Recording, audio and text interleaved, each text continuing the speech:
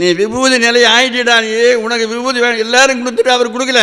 நீ அழியாத நிலை அடைஞ்சதுனால நீ விபூதி ஆயிட்ட, நீ வேண்டியதில்லை.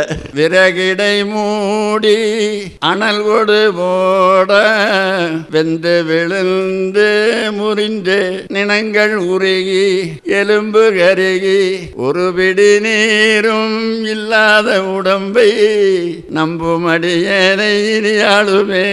ஒரு பிடி நீரும் இல்லாத நிலையில நான் இருக்கிறேனே. இதே அனுபவமாக வளர்ப்பெருமான். நீங்க இந்த பாட்டை அல்பபூரம் படிச்சு பாருங்க. அதுல ஒரு பாட்டில் சுவாமி வள்ளலாரே எல்லாருக்கும் விபூதி கொடுக்குறாரு. எல்லாருக்கும் விபூதி கொடுக்குறாருங்க. எனக்கு விபூதி கொடுன்னு கேட்குறாரு. உனக்கு வேண்டான்ட்டாரு. ஏன்னு கேட்குறாரு. நீ உடம்புல பார்த்துக்கங்கிறாரு. உன் உடம்பு விபூதி ஆயிடுது, அதனால் இனி நான் விபூதி கொடுக்க வேண்டியதில்லை. நீங்கள் அற்பா படிச்சு பாருங்க. நீ விபூதி நிலை ஆயிட்டா, நீ உனக்கு விபூதி வேணும் எல்லாரும் கொடுத்துட்டு அவர் கொடுக்கல. நீ அழியாத நிலை அடைஞ்சதுனால நீ விபூதி ஆயிட்ட, நீ வேண்டியதில்லை.